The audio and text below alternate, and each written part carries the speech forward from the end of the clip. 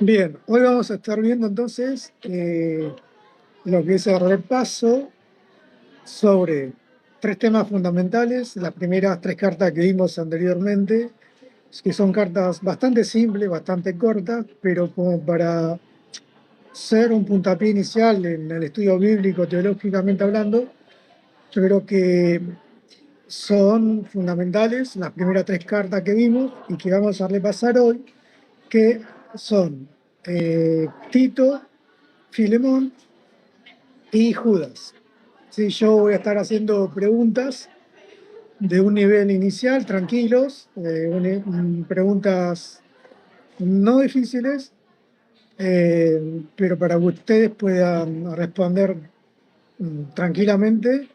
Mientras ustedes responden o están buscando la respuesta, yo voy a ir viendo cómo lo van respondiendo, de qué manera, y la voy a ir corrigiendo de acuerdo a la respuesta, ¿sí?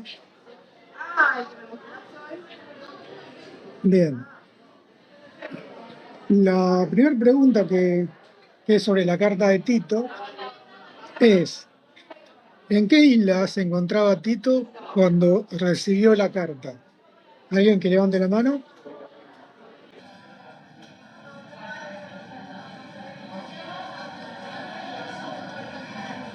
¿En qué isla se encontraba Tito cuando recibió la carta?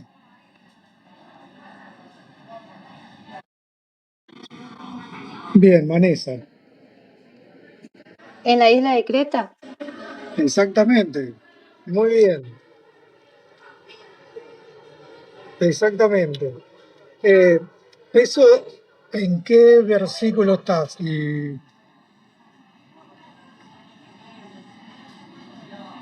En el capítulo 1, verso 5. Muy bien, exactamente. ¿Y te acordás cómo era esa isla de Creta? ¿O alguien se acuerda cómo era esa isla de Creta? ¿Qué sucedía en el contexto histórico? ¿Qué es lo que sucedía en esa isla? En esa isla de Creta. ¿Puedo hablar? Sí, Dice aquí una isla de mentirosos, malas bestias. exactamente. Muy bien. Y segunda pregunta.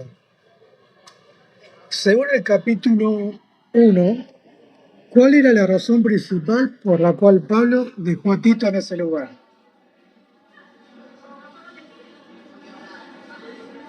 ¿Por qué Pablo eligió a Tito para ir a ese lugar? Ani, sí, Básicamente fue para poner orden, para que estableciera ancianos en cada ciudad. Esto está en el mismo versículo 5.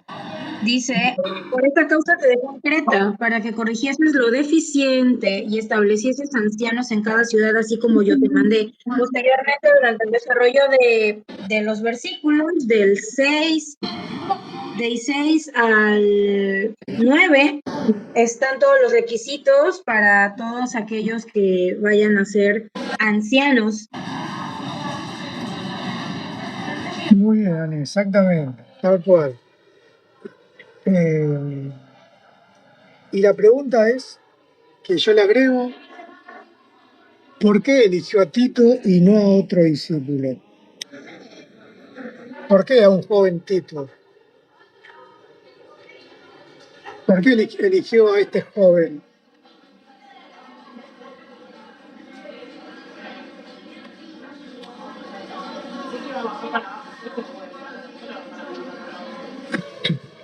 ¿Por qué? Bueno, no sé si estará correcto, pero aquí dice porque presenta a Tito como prueba de que un no judío podía llegar a ser un cristiano totalmente aceptable. Bien, exactamente. Y parte de la respuesta, yo agregaría que también eligió a Tito a un joven, a este joven, ¿por qué? Porque era de un carácter firme, era muy maduro, teniendo en cuenta su edad, y no era, por ejemplo, comparándolo con Timoteo, que era su otro discípulo amado por Pablo, en comparación con Timoteo, Tito era mucho más fuerte, de una manera, no solamente en lo que es el físico, ¿no? ¿Se acuerdan que Timoteo tenía algunos problemas estomacales y era de un sentimiento capaz un poco más débil? Pero en cambio, el joven Tito era todo lo contrario. Era un joven fuerte, apto físicamente, era de un carácter bastante firme, un carácter fuerte. Por eso lo eligió a Tito para que se quede en la isla de Creta, claro, donde eh, donde estaba esa iglesia, los Corintios, obviamente, eh, era la iglesia mucho más, era la iglesia de todas las demás, la más complicada de por así decirlo, pastorearlo, ¿no? De ordenar. Por eso eligió a Tito. Muy bien, exactamente.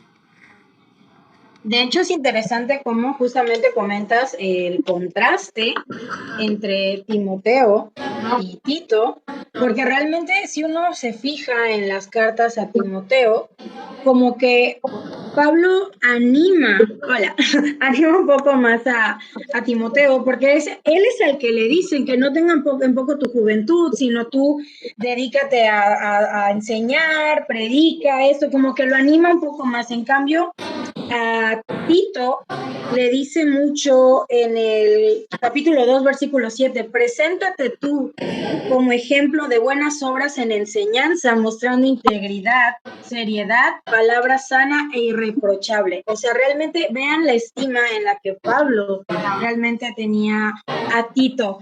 Ya es como con más firmeza, con más seguridad, como de, a ver, a ti ya te conozco porque tú haces buenas obras, ve y predica con el ejemplo y por eso te mando a Creta. Exactamente, exactamente. Muy bien ese agregado que hiciste, porque es justamente lo que vos decís. También, obviamente.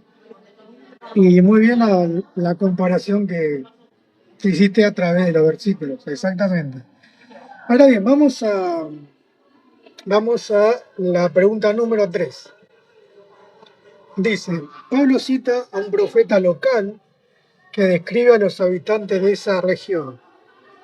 ¿De quién habla o de quiénes habla Pablo?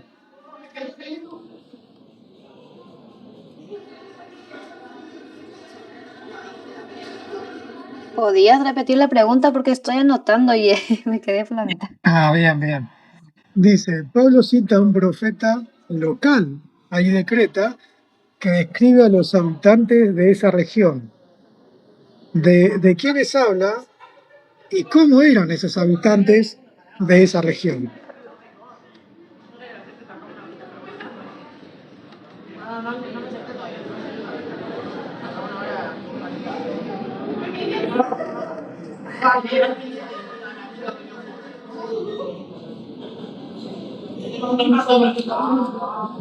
Del verso 12 del capítulo 1 en adelante está describiendo, pero no encuentro el nombre del profeta, solo dice, uno de ellos, su propio profeta, dijo, los cretenses siempre mentirosos, malas bestias, glotones, ociosos, y ahí sigue diciendo.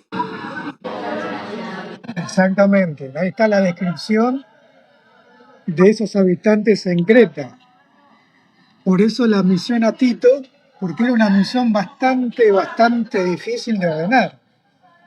Podemos verlo, ¿no? Como ese profeta local lo describe, glotones, bastante... Era, que, digamos, casi un Sodoma, ¿no? Un Gomorra que era totalmente baile, de acá para allá, borracheras, lujurias. Por eso envió Tito, ¿no? Había que tener un coraje bastante importante, ¿no? Para poner un poco de orden ahí. Muy bien, Vanessa, exactamente. Vamos con la pregunta número 4.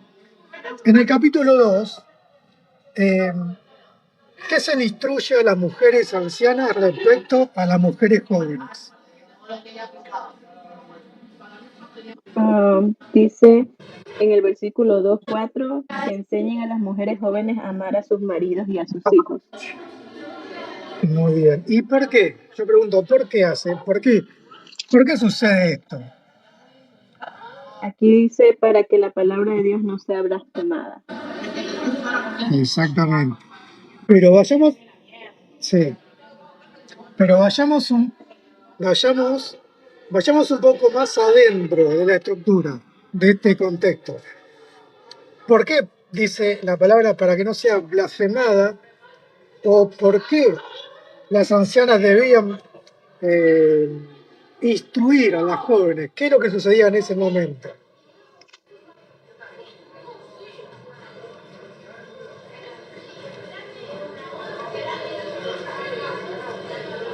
Quizás había, bueno, si nos vamos un poquito más arriba, en el versículo 3, les hablan de que aparte ellas deben de ser modestas. Para ser más específicos, dice, sean reverentes en su porte. Y aquí viene el contraste. No calumniadoras, no esclavas del vino, maestras del bien. ¿Por qué? Porque las otras hacen este comparativo y es como que anteriormente hay gente que está dando un mal ejemplo. Aquí lo que les dicen es sean un buen ejemplo para que las jóvenes prácticamente no terminen perdidas como otras ancianas terminaron perdidísimas. Muy bien, Ani. Exactamente. Esa es ¿cómo puedo decir? La corrección que hace la escritura con respecto de las ancianas a las jóvenes. Cuando hablamos de ancianos, están hablando de personas mayores, ¿sí? Sino que si uno lo traduce al griego anciano, en realidad se está refiriendo a gente madura, gente responsable en el Evangelio, ¿no? Personas, mujeres que ya habían recibido el Evangelio por fe a Jesucristo y ya eran maduras en la fe. Por eso se les nombra como ancianos, pero esa palabra es una persona madura en la fe, ¿sí? Muy bien, Ani, exactamente. Bien. Vamos con la pregunta número 5. Según Tito 2:11, ¿qué es lo que se ha manifestado para salvación a todos los hombres? Según Tito 2:11, ¿qué es lo que se ha manifestado para salvación a todos los hombres? La gracia de Dios. Exactamente. Así es. ¿Y por qué se ha manifestado la gracia de Dios en ese entonces? ¿Qué es lo que sucedía?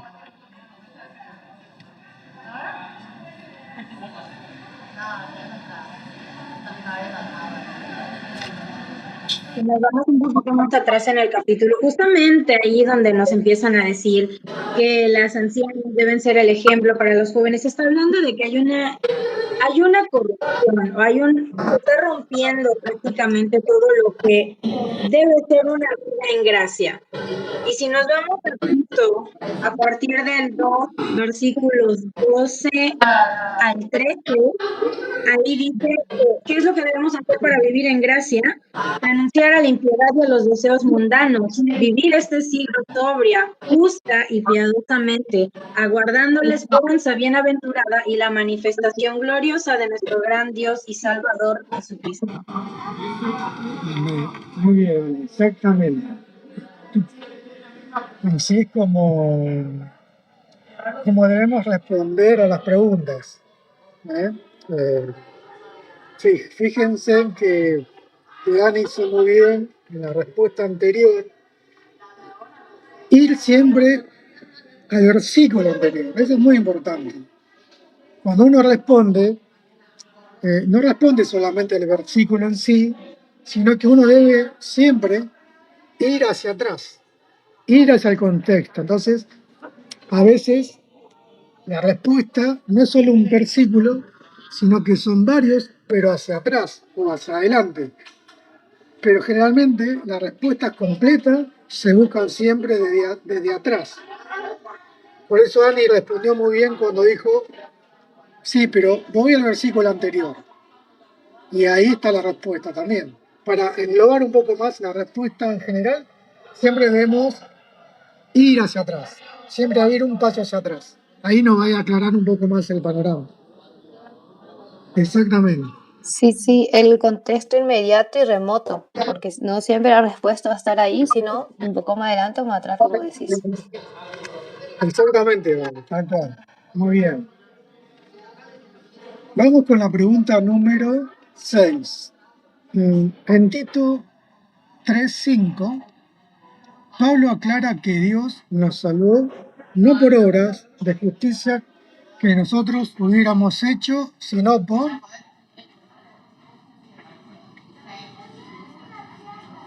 Por su bondad, pero cuando se manifestó la bondad de Dios, nuestro Salvador, ahí se presentó, nos salvó y no por obra, en el versículo 4, capítulo 3.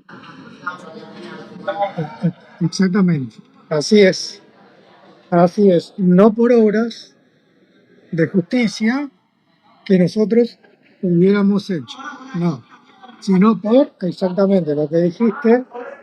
Bueno, esta es una respuesta bastante fácil, pero hay que tenerla en clara a la hora de enseñar, ¿no? Enseñar la palabra para que nadie... Bueno, en realidad hay muchos cristianos que creen que la salvación se pierde y deben hacer obras para poder permanecer en ella.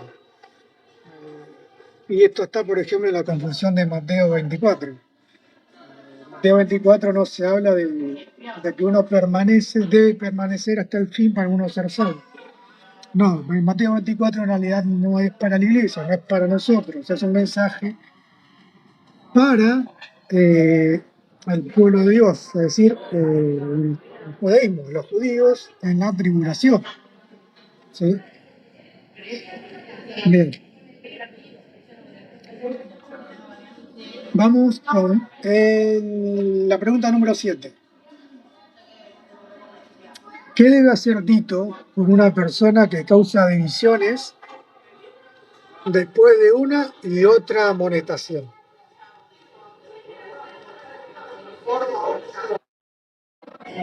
Sí, claro. En el capítulo 3, versículo 10 dice, al hombre que causa divisiones después de una y otra amonestación, deséchalo, sabiendo que el tal se ha pervertido y peca y está condenado por su propio juicio. Exactamente. Así es. Miren qué palabra tan difícil de aceptar, pero es así. Pablo lo ordenó de esa manera. Cuando alguien causa divisiones, cuando alguien uno le advierte una y otra vez hasta que cambie, ¿qué es lo que pasa? Debe irse, debe ser echado. No lo digo yo, lo dice Pablo. Sí, Ani y después Chiari. Y justamente es interesante. ¿Por qué? Porque uno dice, sí, deséchalo porque está causando división. Sí, pero ¿qué es lo que está pasando? Nuevamente, si nos regresamos a la pregunta anterior que ya nos habían hecho, sí, se habla de la misericordia de Dios, se habla de la renovación, la restauración por medio del Espíritu Santo, de que somos justificados por gracia. ¿Qué es lo que te está diciendo? Cualquiera que se esté oponiendo a esto, que es el Evangelio, y te está causando división, porque dice incluso en el versículo 9, evita las cuestiones necias y genealogías y contenciones y discusiones acerca de la ley. Nos vamos nuevamente a lo que Pablo nos ha dicho en muchas epístolas. La gracia versus la ley. ¿Cuántas comparaciones hemos leído a lo largo de la Biblia sobre que somos justificados por la fe? por la gracia. Y siempre se me viene a la mente ese que dice, es por fe y no por obra, pues es don de Dios para que nadie se gloríe. O sea, el que esté en oposición a esto y que te quiera discutir, sacar sus genealogías, sacar todas sus cartitas y decirte, pero es que la ley dice que tenemos que obrar. Y le dice, llámale la atención, vuelve a llamar la atención. Y si siguen esa actitud necia, ya mejor deséchalo, porque realmente ya tiene la mente corrompida. Ya de esa ideología ya no lo vas a poder sacar. Y ahí dice, justo como dijo Kiara citando el versículo 11, peca y se está condenando por su propio juicio, por su propia ideología de que está tan encasillado y ya no lo puedes mover de ahí. Así es, muy bien. Sí, tal cual, tal cual. Está tan metido en lo suyo, tan por sus propios pecados, que lo único que hace es divisiones, totalmente divisiones en la iglesia. Sí, Kiari, decime. Bueno, tenía alzada la mano, pero ya había respondido, pero ya escuchando lo que había comentado Ani, tiene razón. Lo que me llama más la atención es cuando dice el propio juicio. O sea, estamos hablando que no está dando un conocimiento en el espíritu, sino más carnal. Entonces, eso es lo que trae la división en todas las relaciones que tengamos y aún mucho más en la iglesia, porque estamos hablando de la palabra de Dios al cual debe Él ser glorificado y no nosotros, porque si nosotros comenzamos a discutir la palabra es como que estamos diciendo, oh, yo tengo la verdad absoluta, por decirlo así, en vez de decir, es lo de Dios, y Dios es el que se encarga de eso. No tenemos que discutir nada ni con el hermano que sabe más, ni con el que sabe menos. Simplemente esa gloria es de Dios. Por eso no debemos estar en juicio, porque nuevamente, como recalca ahí, vamos a causar división. Exacto, así es. Eh, tal cual como ustedes dicen, y, y a veces no hay que buscarle vueltas. Si Pablo ordenó esto, muchas iglesias también deben hacerlo de esa manera, aunque duela, pero así es. Esto es sana doctrina y no hay grises, o es blanco o es negro. Esto es así de simple. Vamos con la pregunta número 8, donde dice, Pablo menciona a dos personas que posiblemente enviaría a revelar a Tito. ¿Quiénes eran? Chiari, sí. En el versículo 12 del capítulo 3 dice, cuando envíe a ti a Artemas o a Tíquico. Exactamente. Eso sería. Así es. Así es. Respuesta concreta y fácil. Así es. Pregunta número 9. ¿Dónde le pidió Pablo a Tito que se reuniera con él durante el invierno? ¿En qué lugar? En el mismo versículo dice que se apresuren a venir a mí en Nicópolis porque allí ha determinado pasar el invierno. Exactamente. Muy bien. Muy bien. Y última pregunta. Además de la salvación, ¿qué nos enseña la gracia de Dios en Tito 2:12? Además de la salvación, ¿qué nos enseña la gracia de Dios en Tito 2:12?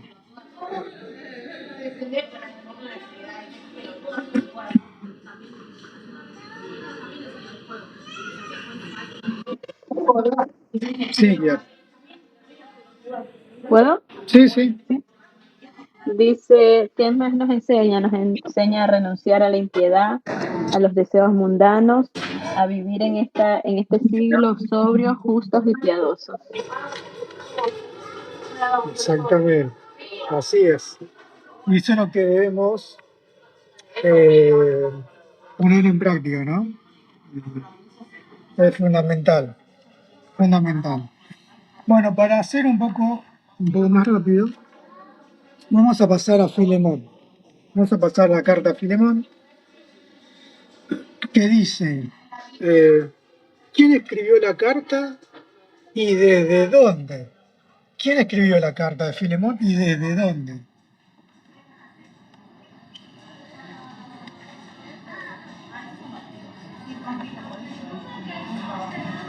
Sí, yo, por favor. La escribió, sé que la escribió desde la cárcel, Pablo, ¿no? Sí, exacto. Chiari, si puedes levantar bastante tu volumen, porque te escucho un poco bajo, o acercarte más a tu micrófono. Porque a Ani y a Vani la escucho bien. ¿Ahí me escuchan mejor? Ahí sí, ahora sí. Exactamente. Pregunta número 2. ¿A quiénes va dirigido la carta, además, además de Filemón? ¿A quiénes va dirigida la carta?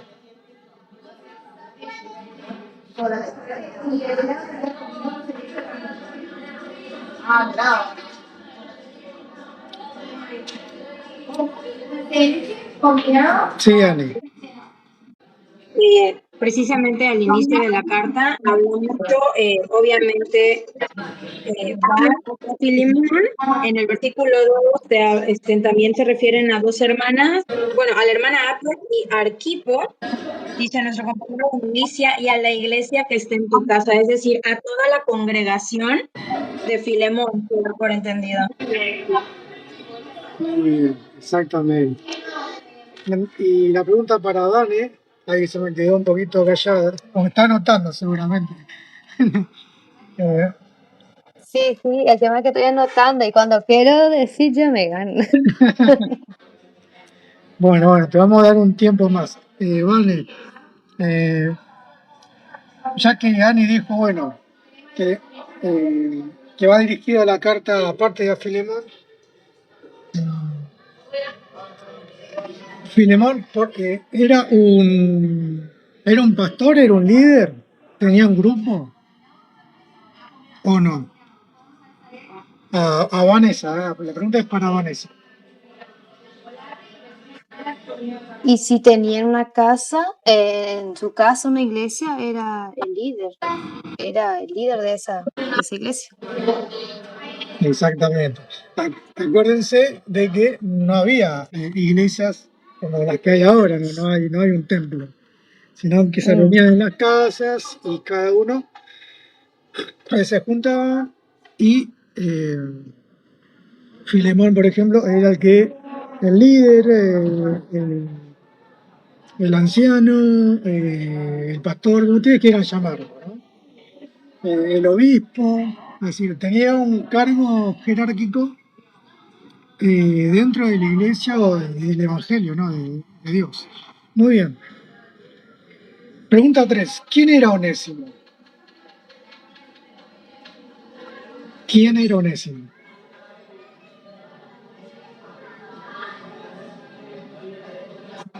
Vale. Era un esclavo de Filemón, que hizo algo, huyó, y ahí donde Pablo se encontró con Filemón en la cárcel. Muy bien. Exactamente. Con Onésimo, ¿verdad? Claro. Exactamente. Onésimo era un esclavo que no se sabe bien qué es lo que le hizo a Filemón, pero escapó de su casa y lo que ocurrió fue que fue preso junto con Pablo. Es decir, Pablo en realidad ya estaba preso, pero Onésimo después fue encarcelado, es donde conoció a Pablo y se convirtió. Después lo vamos a ver más adelante. Pregunta número 4. ¿Qué significa el nombre Onésimo? Pablo ahí hace un juego de palabras, muy bien dicho. Ani, sí.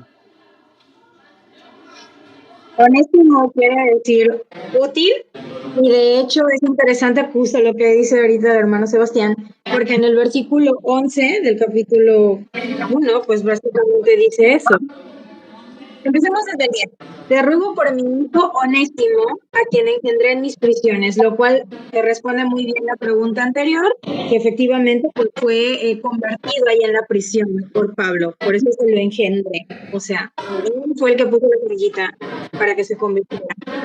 El cual en otro tiempo, dice el versículo, se te fue inútil, quizás por aquellos conflictos que se decían anteriormente, pero ahora a ti y a mí nos es útil.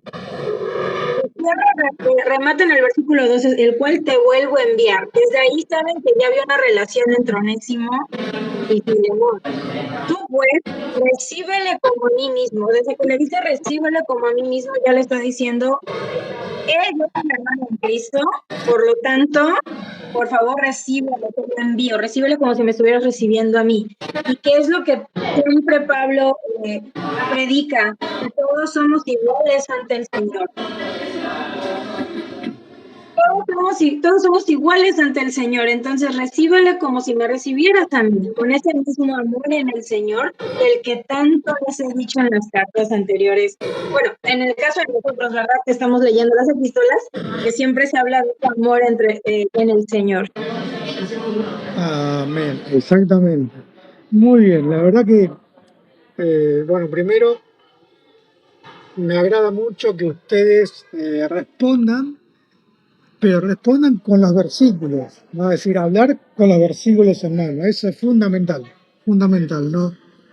Porque si no, si uno habla por uno mismo, sin versículos, sino con un entendimiento solamente, no está bien clara la respuesta y podemos desviarnos del tema de lo que queremos responder. Por eso me agrada mucho que ustedes respondan con versículo hermano, con Biblia hermano. Eso es fundamental. Muy bien, exactamente.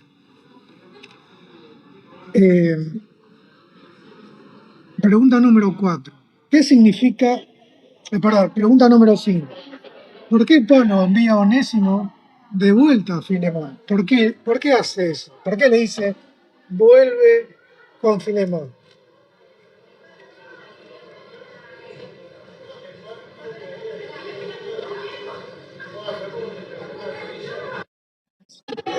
¿Qué haré?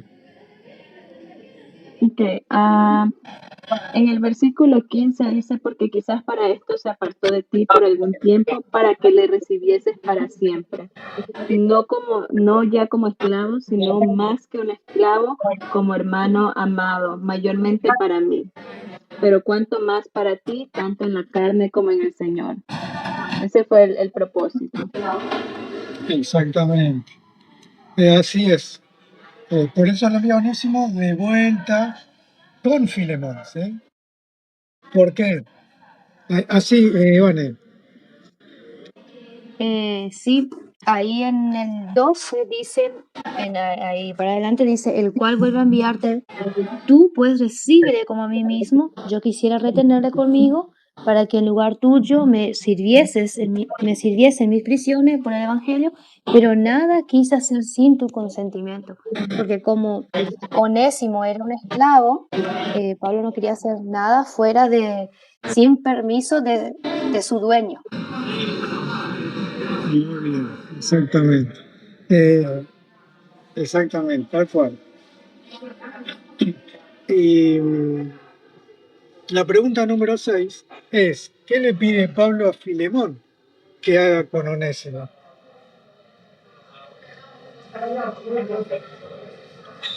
¿Qué le pide Pablo a Filemón que haga con Onésimo?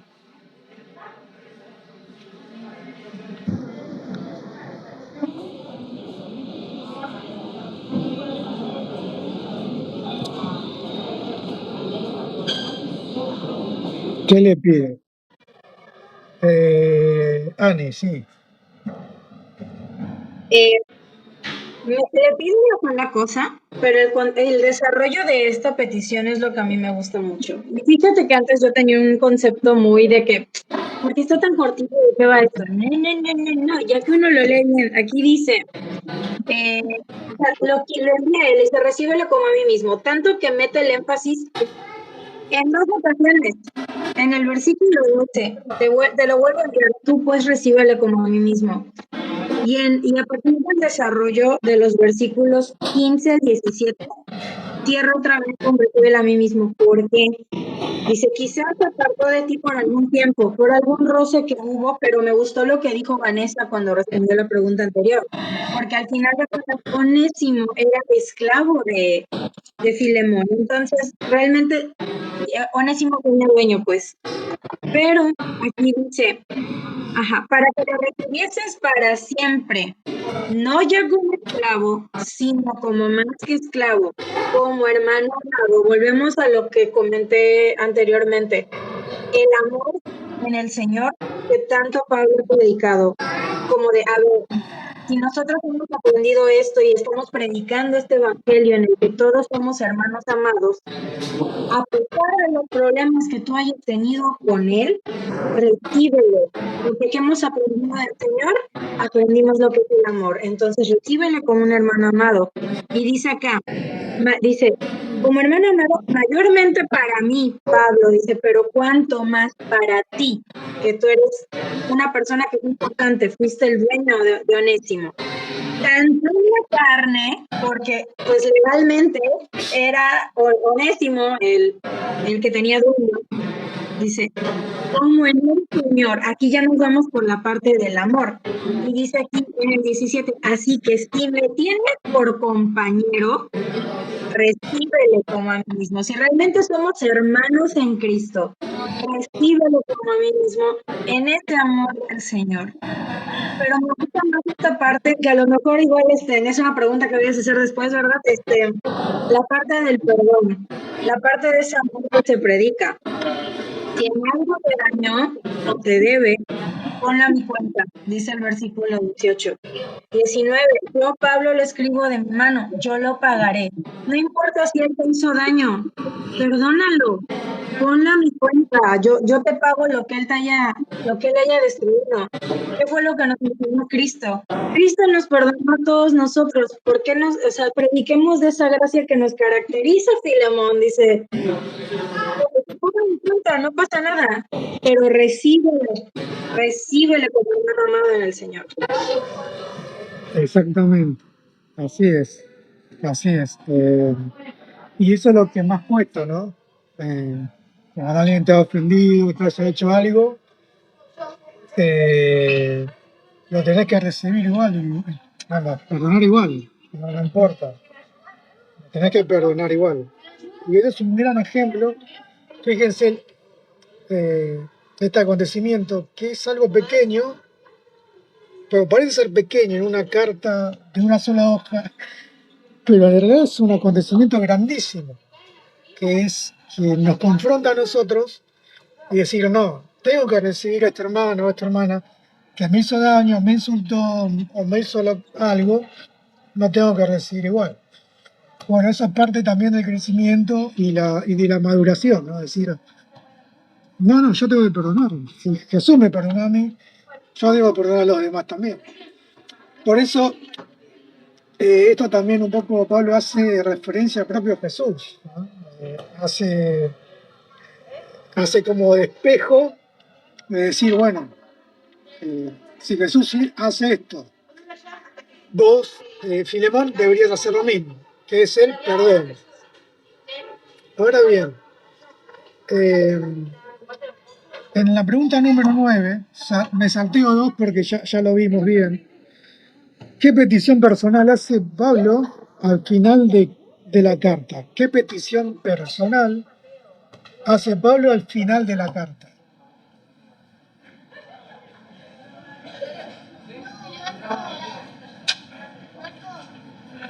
¿Cuál es la petición? Sí, Kiari, a ver.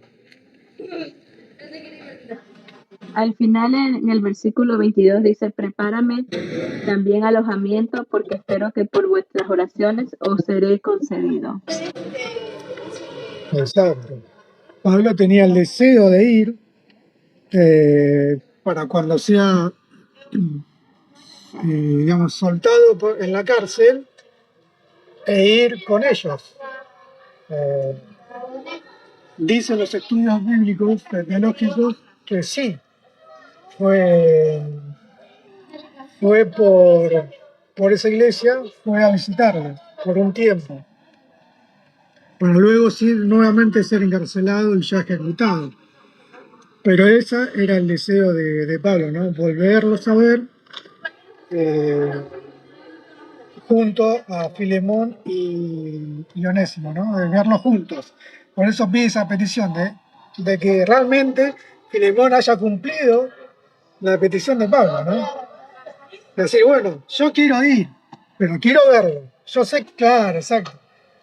Es decir, yo tengo fe en Filemón que lo vas a hacer, pero me quiero asegurar viéndolo. Exactamente. Sí, Vane. Ahí en el verso 21 justamente dice, te he escrito confiando en tu obediencia, sabiendo que harás aún más de lo que te digo. Exactamente, es decir, lo pone a prueba a Filemón diciéndole eso. Entonces, Filemón, claro, yo me imagino cuando recibe esta carta y la lee, le habrá costado leerla un poco, seguramente, pero como hombre de Dios lo habrá hecho, eso no tengo ninguna duda que lo habrá recibido tranquilamente con los brazos abiertos, no tengo ninguna duda. Imagínate, le haces una petición como esa, a pesar de que hubo roces, y Filemón consciente de que es cabeza de una iglesia, que es cabeza de una congregación. En él cae todo esto también en predicar con el ejemplo. Exactamente, él a ser el líder debía dar ese ejemplo ante todos. Y no tengo ninguna duda que lo recibió con los brazos abiertos. Ya no como esclavo, sino como hermano en Cristo Jesús. Y la última pregunta, número 10, es: ¿cuál es el tema central de la carta? ¿Cuál es el núcleo de la carta en sí? ¿Cuál es el mensaje principal?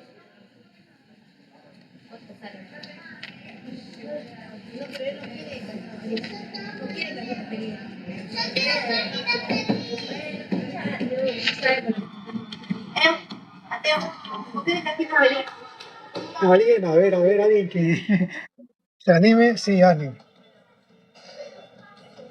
De hecho, lo tengo anotado. La verdad lo tengo anotado en mi Biblia porque igual dije, esto es para que no se me olvide. Reconciliación y perdón entre hermanos en Cristo. Personas que antes pudieron haber sido, que pudieron haber tenido roces, ahora son hermanos en Cristo. Es el peso de la reconciliación y el perdón y el ejemplo de lo que Jesucristo es el crítico y cómo se ve reflejado hacia los demás, poniendo, como bien dijiste hace un rato, hermano, el espejo. Si Cristo nos amó de esta manera y nos perdonó, nos expió, ¿por qué no tú, que eres cabeza de una congregación? Predicamos con el mismo ejemplo con el que Cristo nos enseñó. Reconciliémonos con vayan asperezas y prediquemos el perdón que Jesucristo nos dio. Bien, exactamente. Vane, ¿algo para decir? Concuerdo con la hermana Ani que el perdón y la misericordia es un factor importante en la carta. Muy bien. ¿Y Kiari? Podría comentar que también al mostrar la misericordia y el perdón, también era algo que no era común en la cultura en ese tiempo.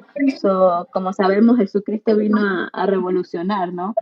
Y es lo mismo que Él espera que cada uno de nosotros, y mucho más en ese tiempo nos da ese ejemplo también, ya no estando Jesús físicamente, pero lo muestra, todos pueden seguir este ejemplo de revolucionar a través del el perdón y la misericordia.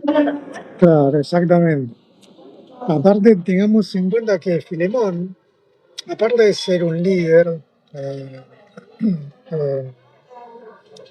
liderando el grupo cristiano en ese momento, en su casa, era un hombre acaudalado, un hombre realmente rico. Por eso tenía esclavos. No cualquiera tenía esclavos. En cambio, él tenía esclavos, tenía muchas posesiones. Entonces, esto era una gran prueba no solamente de fe, sino de carácter y de ego personal. Es decir, teniendo todo eso, un hombre caudalado y un hombre líder, y bueno, tuvo que arremangarse y decir, bueno, acepto a Onésimo como mi hermano y seguramente que lo habrá hospedado, le habrá dado trabajo y muchas otras cosas más. Seguramente. Y también, perdón, y también quizás por el que dirán, ¿cómo será visto eso? En el tiempo se castigaba a alguien que, si tuvo un robo o algo, se castigaba directamente, no recibía historia,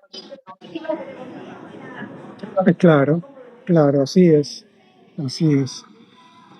Bueno, vamos a las últimas 10 preguntas con la carta, la epístola de Judas. Y voy a pasar a la primera pregunta. ¿Cómo se presenta en el inicio? ¿Cómo se presenta en el inicio Judas?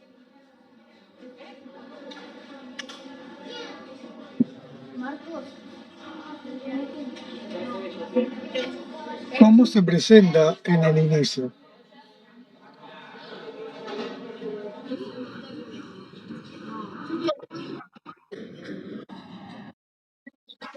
Sí, vale. En el verso 1 dice, Judas, siervo de Jesucristo y hermano de Jacobo, a los llamados santificados en Dios Padre y guardados en Jesucristo. Siervo de Jesucristo y esclavo. La pregunta que yo agrego es, teniendo en cuenta que era hermano del Señor y hermano de Jacob, ¿por qué se presenta como siervo? Ale, sí. Justo iba a hacer ese comentario, el que acabas de decir, que me encantaba justo eso, que se presentaba como siervo de Jesucristo, precisamente porque si nos vamos en el contexto histórico que bien acabas de mencionar, es el hermano de Jacobo. Que Jacobo escribe la epístola que conocemos como la epístola de Santiago. Él también tiene una epístola escrita. Tanto Judas como Santiago o Jacobo son hermanos hijos de María, la madre de Jesús. Bueno, la persona que dio a Jesús aquí en la tierra. Pero él no estaría como que, no va con esta parte de la jactancia como de decir, yo vengo de la familia de Jesucristo, sino que soy siervo de Jesucristo y dice el mismo versículo, santificados en Dios Padre y guardados en Jesucristo. Es decir, todos somos hermanos, todos somos siervos de Jesucristo por esa misma gracia que nos da esa santificación que todos los que seguimos a Cristo, todos los hermanos en Cristo tenemos. Claro, así es. Digamos que ahí se vio un poco el carácter humilde de Judas. No prevaleció la hermandad con el Señor, sino que prevaleció la humildad y servidumbre. Acuérdense que la palabra siervo en el griego en realidad quería decir esclavo en ese entonces. Entonces, era esclavo del Señor. Pablo lo dice en algunas cartas, dice, yo soy esclavo por Cristo Jesús. ¿No? Entonces, ¿qué quiere decir siervo? Lo tradujeron a siervo y está bien dicho. Segunda pregunta, ¿a quiénes va dirigida la carta? ¿A quiénes va dirigida esta carta?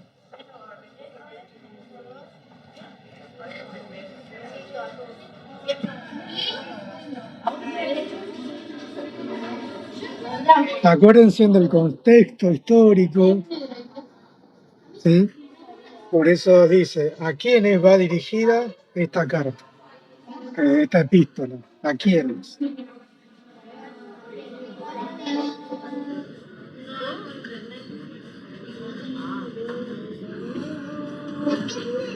Silencio.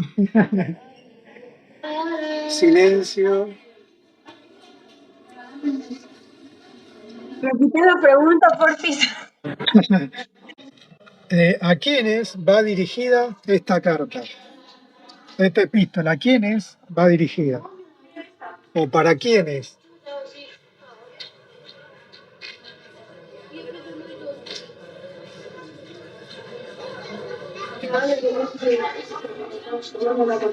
Sí, ¿alguien? Bien, sí, Anne. Ok, dice aquí, el anciano a la señora elegida y a sus hijos, a quienes yo amo en verdad. Y no solo yo, pero también a todos los que han conocido la verdad. Ojo, porque la señora elegida está hablando de la iglesia, es decir, todos los que somos hermanos en Cristo. Hacia esa iglesia realmente es a la que está hablando. Y ahí lo dice, a quienes yo amo en verdad, y no solo yo, sino también los que han conocido la verdad. Desde ahí nos damos cuenta que se está dirigiendo a la iglesia, literal, a la iglesia. Yo creo que te fuiste a la tercera de Juan, la pregunta. Ay, sí, perdóname, es verdad, se me voló la cosa esta, perdóname, sí es cierto, tienes toda la razón. Ah, Ah, no, ya. Judas, es que Sí, perdón. No dije nada, córtale aquí, Sebas. A los llamados, santificados en Dios Padre y guardados en Jesucristo. A los llamados, que en parte también es la iglesia. Está bien, vamos a editar esto entonces. Sí, Yari, decime. Como decías, a la iglesia, pero también se estaba enfocando a la gente que no estaban actuando correctamente y que estaban entrando encubiertamente, como dice en el versículo 4. Muy bien, exactamente. Ahora vamos a ver un poco en la pregunta número 3, el cambio, porque hay un cambio que se produce en esta carta, que es algo que no muchos se dan cuenta, pero que hay que poner atención. Porque dice, pregunta número 3, ¿cuál era el tema principal al principio y por qué cambió? ¿Cuál era el tema principal al principio de la carta y por qué cambió Judas?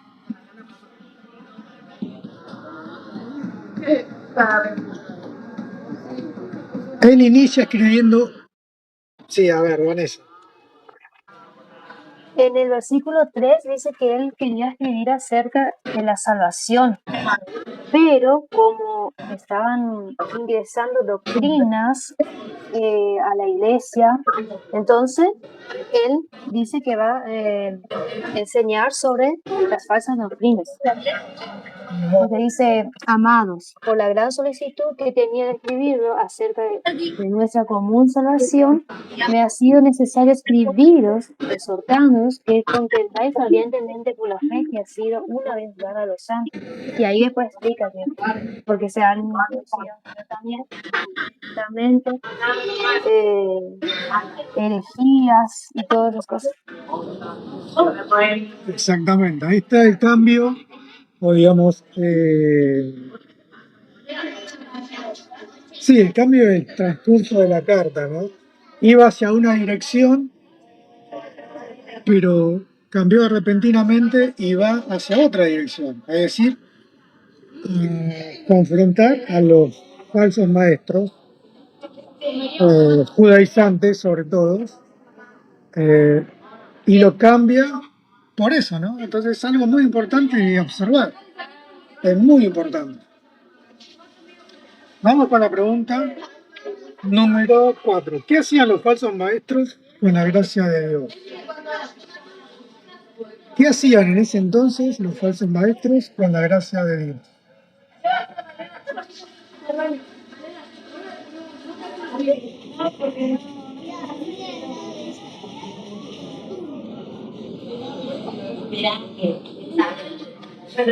¿Qué es lo que sucedía en ese entonces que los falsos maestros hacían? Sí, bueno.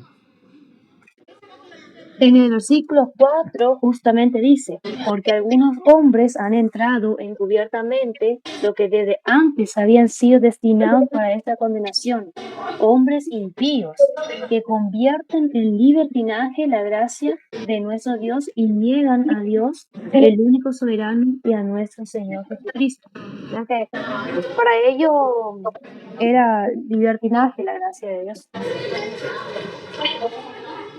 Exactamente. Así es. Tergiversaban la palabra, desvirtuaban la gracia y esas cosas. Exactamente. Pregunta número 5. Nombrar dos ejemplos del Antiguo Testamento que usó Judas justamente para esto. Nombrar dos ejemplos del Antiguo Testamento que usa Judas como referencia a este tema.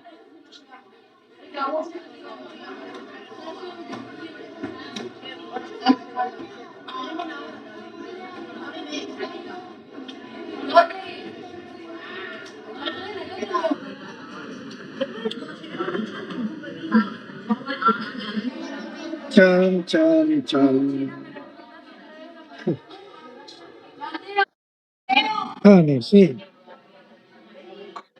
Vamos al versículo, empieza desde el versículo 5, Ujú. ejemplificando claramente con aquellos que no creyeron en la promesa. Porque aquí decía, mas quiero recordarles, ya que una vez lo han sabido, que el Señor habiendo salvado al pueblo, sacándolo de Egipto, después destruyó a los que no creyeron.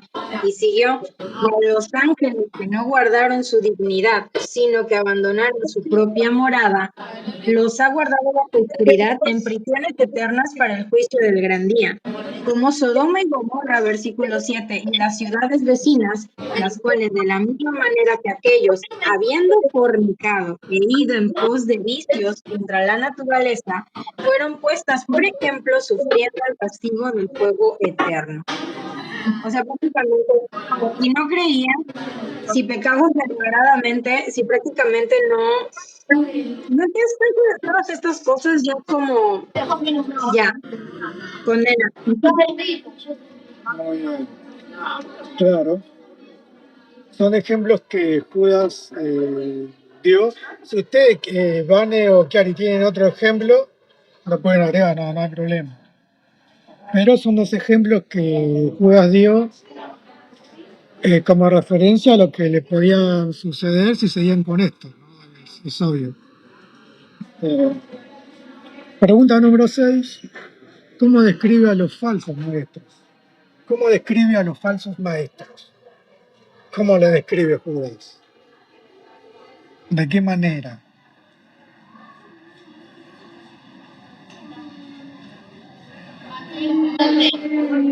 ¿Puedo hablar? Sí, Dice que los describe como quienes rechazan la autoridad y blasfeman de las potestades superiores. Eso está en el versículo 8. Y también el versículo 10 dice, pero estos blasfeman de cuantas cosas no conocen y en las que por naturaleza conocen, se corrompen como animales irracionales. exactamente. Así es. Tal cual, así lo describe a Judas. Y vamos con la pregunta número 7. ¿Qué tres instrucciones da Judas en el versículo 20-21? Hay tres instrucciones fundamentales que da Judas en el versículo 20-21. ¿Cuáles esas instrucciones? ¿Cuáles son?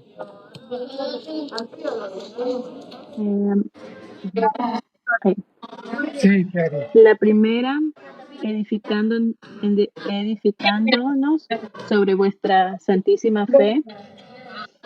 La segunda, orando en el Espíritu Santo.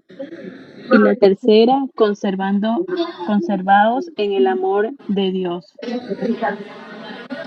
Hasta esperar la misericordia de nuestro Señor Jesucristo para vida eterna. Exactamente. ¿Y por qué hace esto? ¿Por qué hace estas instrucciones? ¿Por qué lo hace tan diligentemente? Porque Judas, como al cambiar la dirección de su carta, lo hace con apuros, es decir, lo hace diligentemente, rápidamente.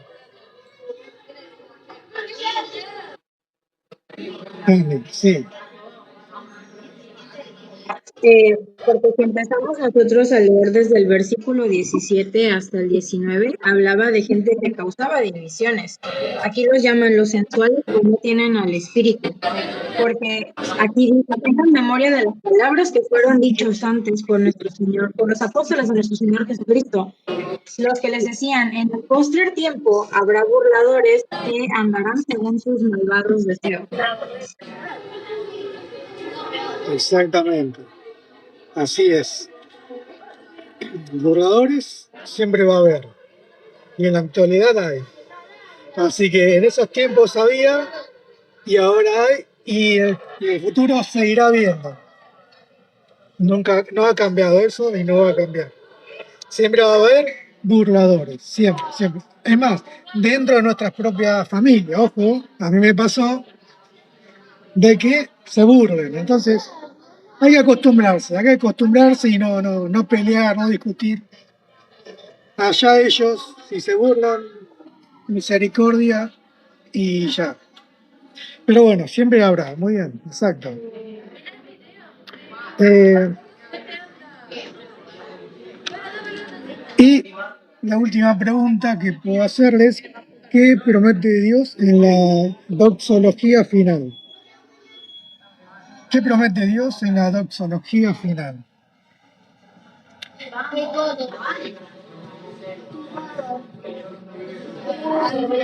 ¿Qué promete Dios en la doxología final? Versículo 24, ahí está la respuesta. Sí, ahí vale. Guardarnos. Dice, y aquel que es poderoso para guardaros sin caída y presentaros sin mancha delante de su gloria con gran alegría. Exactamente. Ahí está la respuesta. Esa es la promesa que podemos aplicar hoy en día nosotros. Es decir, nos guarda, nos santifica, nos limpia, nos perdona. Sí, esa es la promesa que obviamente que Él cumple y lo cumplirá y lo va a cumplir. Eh, como se dice en otros capítulos, son las cerlas, ¿no?, que Dios nos dio la garantía que justamente Judas nos está expresando en esta doxología final. ¿Cuál es la promesa de Dios? Es exactamente lo que está escrito ahí, versículo 24. Entonces, por lo tanto, eso es lo que la promesa eh, está en pie, ¿no? Está en pie. Bien, yo creo que ya terminamos con las preguntas, sobre todo para que sea algo mucho más dinámico, con mucho más ritmo a la hora de aprender, digamos, teológicamente hablando, ¿sí? Porque no estamos leyendo la palabra, sino que la estamos estudiando, la estamos, ¿cómo se puede decir? La estamos desglosando de a poco, ¿no? De a poco, versículo por versículo, pregunta por pregunta, siempre con el contexto adecuado. Entonces, estas actividades así de preguntas, respuestas, yo creo que es fundamental para un estudio bíblico certero, un estudio bíblico directo para que todos crezcamos de alguna manera con una madurez mucho más amplia que hace un año atrás. Así que eh, les agradezco, sí, les agradezco por haber estado hoy.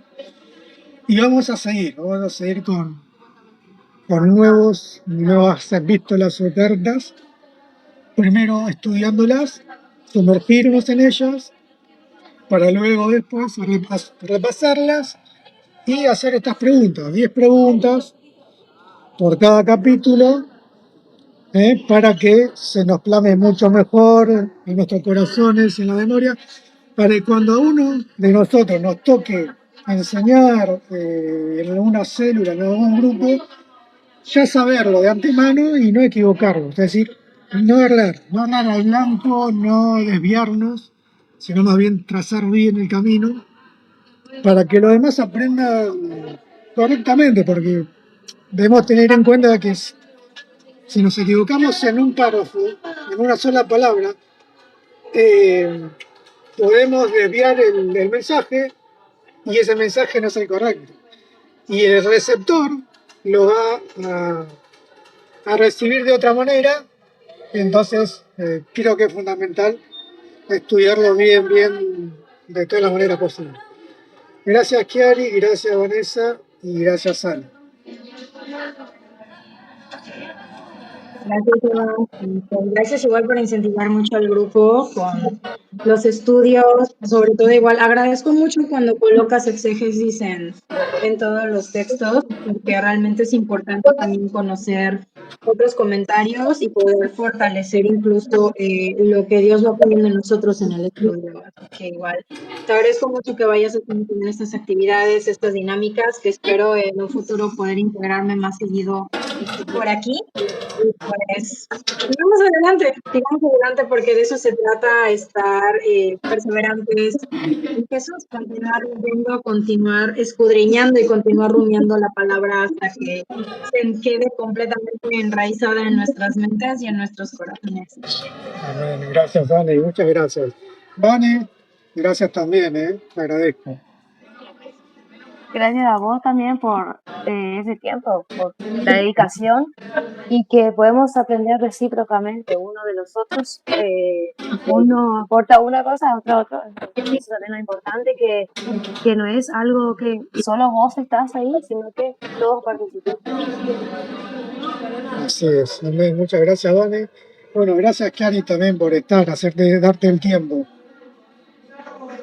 No, muchísimas gracias por cada vez que nos invitas y bueno, sobre todo nos animas en la fe, como siempre dices, a no quedarnos como bebés, sino que seguir creciendo y también este tiempo que dedicas, o sea, personalmente lo tomas para instruirnos y también siendo generoso en el conocimiento que has aprendido y que lo compartes a sí mismo.